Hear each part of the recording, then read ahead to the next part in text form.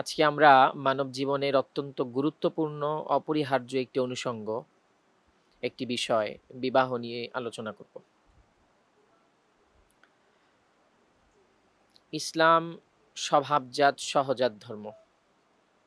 আল ইসলাম ও দীনুল ফিতরা। ইসলাম স্বভাবজাত ধর্ম। ইসলাম এমন কোনো বিধান মানুষের উপরে চাপিয়ে দেয় না, আরোপ করে না, যেটা তার স্বভাব বিরুদ্ধ। দুনিয়া, সংসার, পরিবার ত্যাগ করে সন্ন্যাস ব্রত, বৈরাগ্য ব্রত অবলম্বন করা, কৃচ্ছতা সাধন করা, ইসলাম এসবের সমর্থন করে না। বরং একজন বান্দার কাছে ইসলামের এটা চাহিদা, এটা প্রত্যাশা যে সে সংসার ধর্ম পালন করার মধ্য দিয়ে সে তার আল্লাহকে চিনবে, আল্লাহ অভিমুখী হবে, সে নিজে আল্লাহ তাআলার নিকটবর্তী হবে, নৈকট্যশীল হবে, মানুষকেও আল্লাহর নিকটবর্তী হতে উদ্বুদ্ধ করবে। এসবের জন্য এই দুনিয়া, সংসার এগুলো ত্যাগ করে একেবারে মসজিদে গিয়ে বসে সারা জীবন অবিবাহিত থেকে আল্লাহর নৈকট্য কামনা করতে থাকা, এটা ইসলামের কাম্য না। অন্যান্য ধর্মে কিন্তু এই সন্ন্যাস ব্রত, এই বৈরাগ্য ব্রত আছে। হিন্দু ধর্মে আছে, খ্রিস্ট ধর্মে আছে। ওই খ্রিস্ট ধর্মে যারা গির্জায় অন্তর্ভুক্ত হয় তাদের বিয়ে করার অনুমতি থাকে না। আবার হিন্দু ধর্মেও আছে, অনেকে সন্ন্যাস ব্রত অবলম্বন করে, এরা সারা জীবন বিয়ে করে না। বিয়ে না করা এটা স্বভাব বিরুদ্ধ কেন? এর কারণ হলো যে স্বভাবগতভাবেই, সৃষ্টিগতভাবেই মানুষের ভিতরে আল্লাহ তাআলা কাম চাহিদা দিয়ে রেখেছেন এবং সেটা পূরণ করার জন্য সে তাড়িত হয় ভেতর থেকে। আর এটার বৈধ একটা পন্থা ইসলাম রেখেছে, বিবাহ। এখন সে যদি এই পন্থা অবলম্বন না করে, বিবাহ বর্জন করে, তো সে বিয়ে তো বর্জন করলো, কিন্তু নিজের শরীরের যে চাহিদা, নিজের শরীরের যে ডাক, সেটাকে সে তো উপেক্ষা করতে পারবে না। সেটাকে সে উপেক্ষা করতে পারবে না এবং উপেক্ষা করতে পারে না। এর ফলে দেখা যায় যে বিভিন্ন সময় আপনারা পত্রপত্রিকা, বিভিন্ন গণমাধ্যমের মাধ্যমে জানতে পারেন যে সকল সন্ন্যাসী বা ওই খ্রিস্ট ধর্মের যে সমস্ত ওই গির্জার পোপ আছে, এদের বিভিন্ন অনৈতিক ঘটনা আমাদের সামনে আসে। এটা কেন? এর কারণ হলো যে মানুষের সৃষ্টিগত যে চাহিদা, এটাকে তারা অস্বীকার করেছে। এটাকে অস্বীকার করে বিবাহ বর্জন করেছে। আর বিবাহ বর্জন করে তো নিজের শরীরের চাহিদাকে বর্জন করতে পারেনি, সেটাকে তো উপেক্ষা করতে পারে না। এর ফলে দেখা যায় অনেক অনৈতিক, অনাকাঙ্ক্ষিত ঘটনায়, কাজে, কর্মে তারা লিপ্ত হয়ে পড়ে। তো ইসলাম যেহেতু দীনুল ফিতরা, স্বভাবজাত ধর্ম, এই জন্য ইসলাম শুধু বিয়ের অনুমোদনই দেয়নি, বরং যারা সামর্থ্যবান তাদেরকে বিবাহ করতে উৎসাহিত করেছে। হাদিস শরীফের মধ্যে আছে, বুখারী মুসলিম শরীফের হাদিস, রাসূল সাল্লাল্লাহু আলাইহি ওয়াসাল্লাম বলেছেন, ইয়া মা'শারাশ শাবাব মান ইসতাতাআ মিনকুমুল বাআ ফালিয়াতাযাওয়াজ ফাইন্নাহু আগাদ্দু লিল বাসারি ওয়া আহসানু লিল ফারজি। যে হে যুবক সম্প্রদায়, তোমাদের মধ্যে যারা বিয়ে করার সামর্থ্য রাখো তারা বিয়ে করো। কেননা বিবাহ এটা দৃষ্টিকে সংযত রাখে এবং ব্যক্তির চরিত্র রক্ষা করে। দৃষ্টি সংযত রাখে এবং সর্বোপরি ব্যক্তির চরিত্র রক্ষা করে। তো এখানে হাদিসের প্রথম অংশে বলা হয়েছে যারা সামর্থ্য রাখে তাদেরকে বিয়ে করার আহ্বান জানানো হয়েছে। এখন সামর্থ্যের মাত্রা কি? সামর্থ্যের মাত্রা তো আমরা ধরে নিয়েছি যে ইস্টাবলিশ হওয়া, এক ইংরেজি শব্দ হলো ইস্টাবলিশড, প্রতিষ্ঠিত হওয়া। এখন এই প্রতিষ্ঠার এক একজনের কাছে এক এক মাত্রা। কারো কাছে প্রতিষ্ঠা তো হলো কোটিপতি হওয়া, কারো কাছে প্রতিষ্ঠা ঢাকায় মাথা গুজার একটা ঠাঁই, একটা বাড়ি বা একটা ফ্ল্যাট, নিজের মালিকানায় থাকা। কারো কাছে প্রতিষ্ঠা হলো যে পড়ালেখা করতেছি, দীর্ঘ সময় ধরে পড়ালেখাটা শেষ হোক, এরপরে ভালো একটা সরকারি চাকরি বা একটা ভালো বেতনের প্রাইভেট ফার্মে চাকরি হোক। বিভিন্ন জনের কাছে প্রতিষ্ঠার বিভিন্ন মাত্রা আছে, বিভিন্ন পরিমাণ আছে। ইসলাম এখানে যে সামর্থ্যের কথা বলেছে, যে মানিস্তাতা মিনকুম আল বাআ, তোমাদের মধ্য থেকে যারা সামর্থ্য রাখে। ইসলাম এখানে সামর্থ্য বলতে কি বুঝায়, একজন মুসলমান হিসেবে সেটা জানা এবং সেই মোতাবেক আমল করা আমাদের দায়িত্ব, কর্তব্য। মানুষ এই সামর্থ্যের কি সংজ্ঞা দিয়েছে, কি ডেফিনেশন দিয়েছে, কিভাবে সামর্থ্যকে সংজ্ঞায়িত করেছে সেটা একজন মুসলমান হিসেবে দেখার বিষয় না, বরং একজন মুসলমান হিসেবে আমাদের দায়িত্ব হলো যে ইসলাম এখানে সামর্থ্য বলতে কতটুকু সামর্থ্য বোঝায়। 1 নাম্বার তো হলো দৈহিক সামর্থ্য, দৈহিকভাবে সে সুস্থ হওয়া। দৈহিকভাবে যদি কোনো পুরুষ সুস্থ না হয় তাহলে তার জন্য বিয়ে করার অনুমতি নেই, তার জন্য বিয়ে করা জায়েজ নেই। তো 1 নাম্বার সামর্থ্য হলো দৈহিকভাবে সামর্থ্যবান হওয়া। দ্বিতীয় প্রকার সামর্থ্য হলো যে সে নগদ মোহর আদায় করতে পারে, এই পরিমাণ টাকা পয়সা তার কাছে আছে, সে নগদ মোহর আদায় করতে পারে, মাহার আদায় করতে পারে, এই পরিমাণ টাকা পয়সা তার কাছে আছে। 3 নাম্বার সামর্থ্য হলো যে সে যে মেয়েকে বিয়ে করবে তার অন্ন বস্ত্র এবং বাসস্থানের ব্যবস্থা করার সামর্থ্য তার আছে। এখন অন্ন বস্ত্র আর বাসস্থান এগুলোও তো বিভিন্ন মাত্রার আছে, বিভিন্ন জনের কাছে বিভিন্ন রকম, বিভিন্ন জনের কাছে বিভিন্ন রকম। এজন্য বিয়ের ক্ষেত্রে কাফাআত, সমতা, এটা অত্যন্ত গুরুত্বপূর্ণ একটা বিষয়। যে আমি যাকে বিয়ে করব যথাসম্ভব সব দিক থেকে তার সাথে আমার যাতে সমতা থাকে।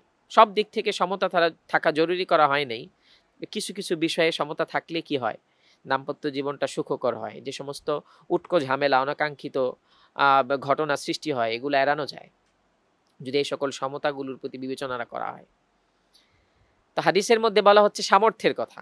সামর্থ্য মানে সে নগদ মাহার আদায় করতে পারে, এই পরিমাণ টাকা তার কাছে আছে, সেই স্ত্রীকে বস্ত্র দিতে পারে, অন্ন দিতে পারে, থাকার জায়গা দিতে পারে। এতটুকু সামর্থ্য যদি কোনো পুরুষের থাকে তাহলে সে মুসলমান পৃথিবীর যে কোনো নারীর কে বিবাহ করার যোগ্য। সে নারী যতই রূপবতী হোক, যত উচ্চবংশীয়া হোক, যত ধনবতী হোক, সে নারীকে বিয়ে করার যোগ্যতা তার আছে যদি এতটুকু সামর্থ্য কোনো পুরুষের থাকে। এখন আমরা তো সামর্থ্যের মাপকাঠি অনেক লম্বা করে ফেলেছি, এজন্য দেখা যায় বয়স 25, 30, 35, 40 ছুঁয়ে যাইতেছে, যৌবন পেরিয়ে পৌরত্ব চলে আসতেছে, বিয়ে করতে পারতেছে না। কেন? এখনো তো আমি প্রতিষ্ঠিত হতে পারিনি। আর এর ফলে হয় কি? এর ফলে হয় যেটা, সেটা হলো সে তো তার স্বভাবগত যে শরীরের দাবি সেগুলো তো উপেক্ষা করতে পারে না, এই জন্য বিভিন্ন অবৈধ পন্থা অবলম্বন করে সেটা পূরণ করার জন্য। আর এটাকে কেন্দ্র করে কত ধরনের অনাসৃষ্টি আমাদের সমাজে সৃষ্টি হয়। এজন্য ইসলাম আমাদেরকে বলতেছে বিয়ে করার জন্য, কারণ এর বহুবিধ ফায়দা আছে।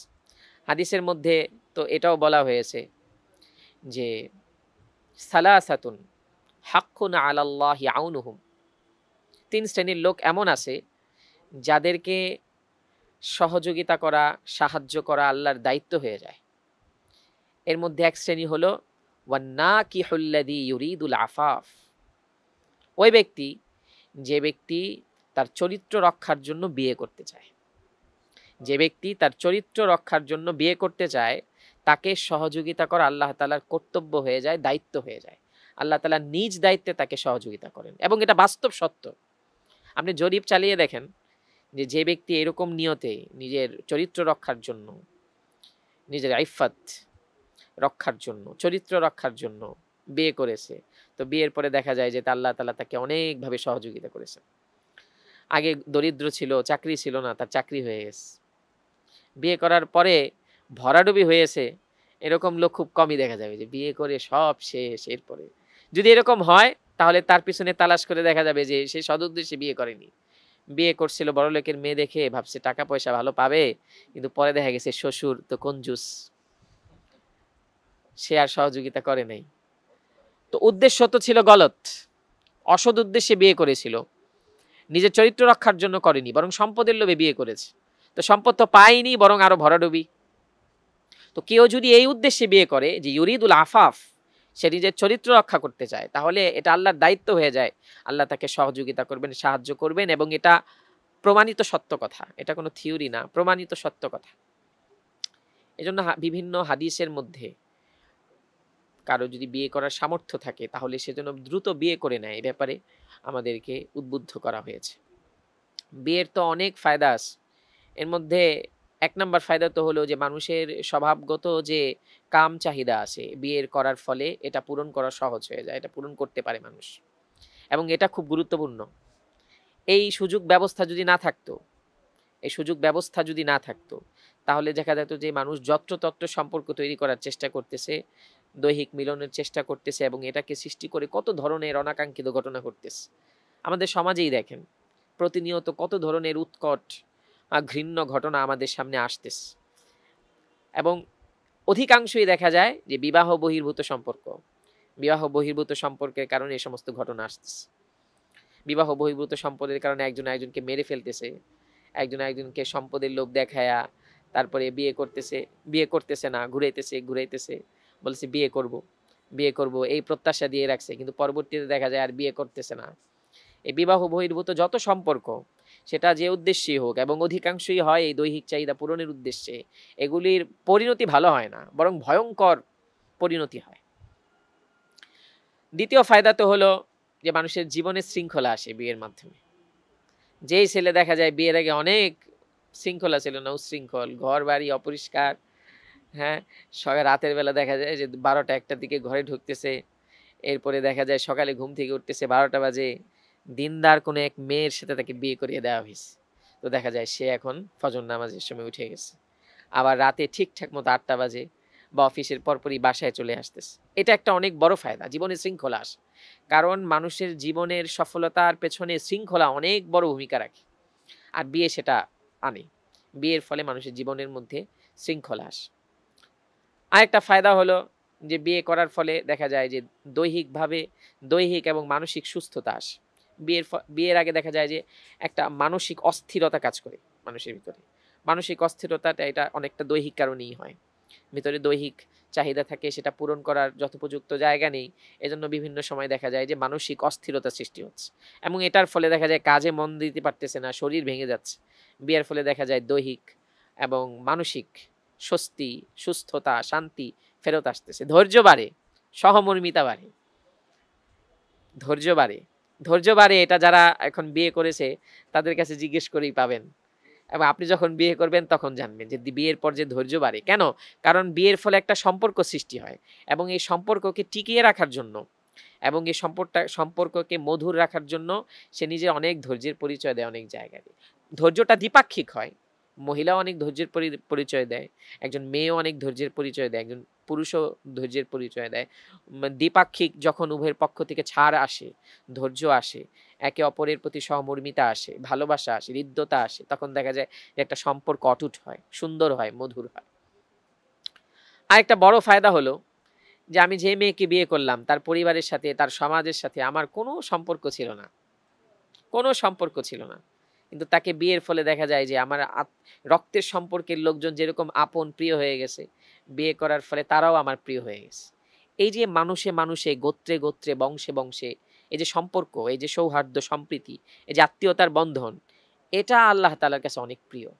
যিনি পানি থেকে অর্থাৎ বীর্য থেকে মানুষকে সৃষ্টি করেছেন, ফাজআলাহু নাসাবাও ওয়া সিহরা, এবং মানুষকে দান করেছেন বংশগত ও বৈবাহিক আত্মীয়তা। তাহলে এই যে বিবাহের কারণে যে আত্মীয়তার সম্পর্ক সৃষ্টি হয়, এটা আল্লাহ তাআলার পক্ষ থেকে একটা গিফট, একটা দান, এবং এই দানের ফলে দেখা যায় একেবারে অপরিচিত একটা সমাজ, একটা গোত্র, একটা পরিবার, যাদের সাথে আগে আমার কোনো সম্পর্ক ছিল না, এরা আমার পরম আপন হয়ে যায়। যেই ছেলে যেই এলাকায় বিয়ে করে দেখা যায় যে ওই এলাকার সবাই তাকে মহব্বত করতে থাকে, জামাই আসলে সালাম দিতে থাকে, জিজ্ঞেস করতে থাকে কেমন আছেন, পুরা গ্রাম ধরে যেখান দিয়ে হাঁটে, যদি ভালো ছেলে হয় তাহলে সবাই তাকে জিজ্ঞেস করতে থাকে, এমন মহব্বত যে কত বছরের চেনা। এই যে মুসলমান ভাই সৌহার্দ্য সম্প্রীতি, এটা আল্লাহ তাআলার কাছে অত্যন্ত গুরুত্বপূর্ণ, আল্লাহ রাব্বুল আলামিনের কাছে খুবই প্রিয়, এবং এটার পেছনে যেহেতু বিবাহ একটা কার্যকারণ, এজন্য বিবাহর এটা একটা বহুবিধ ফায়দার মধ্য থেকে, বহুমাত্রিক উপকারের মধ্য থেকে এটাও একটা, যে এর ফলে অপরিচিত একটা সমাজের সাথে, পরিবারের সাথে আমার আত্মীয়তার সম্পর্ক সৃষ্টি হচ্ছে, তৈরি হচ্ছে, বন্ধন তৈরি হচ্ছে। আর সর্বোপরি ফায়দা তো হলো যে বিয়ের মাধ্যমে আমি আমার আখিরাতের কল্যাণ লাভ করব।